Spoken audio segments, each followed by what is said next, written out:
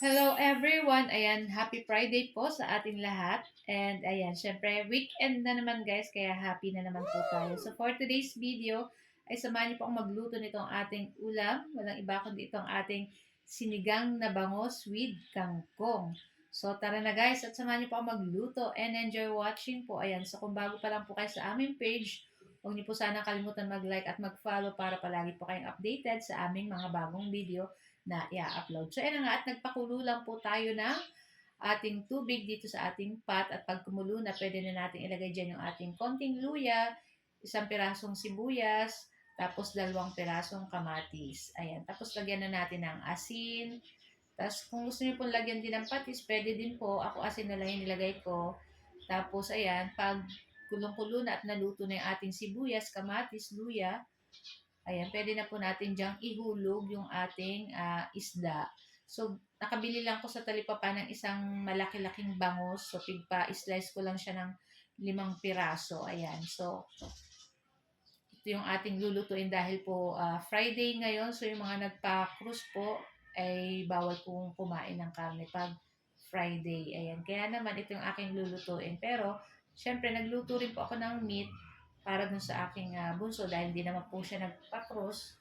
Ayan, kaya okay lang naman po kumain ng meat pag hindi ka nagpa-cruise. So, yun na nga, naglagay na ako nitong ating sinigang sa sampalok. Siyempre, masarap po sa sinigang na bangus ay maasim talaga yung sabaw pag ginihigop mo. Tapos, ayan, anuhin lang natin yung ating sinigang sa sampalok hanggang matunaw.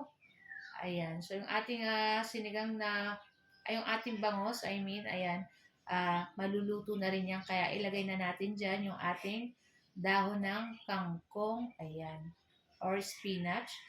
So, lulutuin lang po natin yan ng mga konting minuto lang guys kasi madali lang naman pong maluto yung mga ganitong mga dahon-dahon. Ayan. So, ito lang yung ating gulay na ilalagay. Pwede nyo rin guys lagyan ng talong or okra. Pero ako okay na to guys. Kangkong lang. Tapos ayan, shout out lang po pala dun sa ating mga new followers ng Mamshi and Three Sons. Ayan, welcome po sa aming munting bahay. Ayan.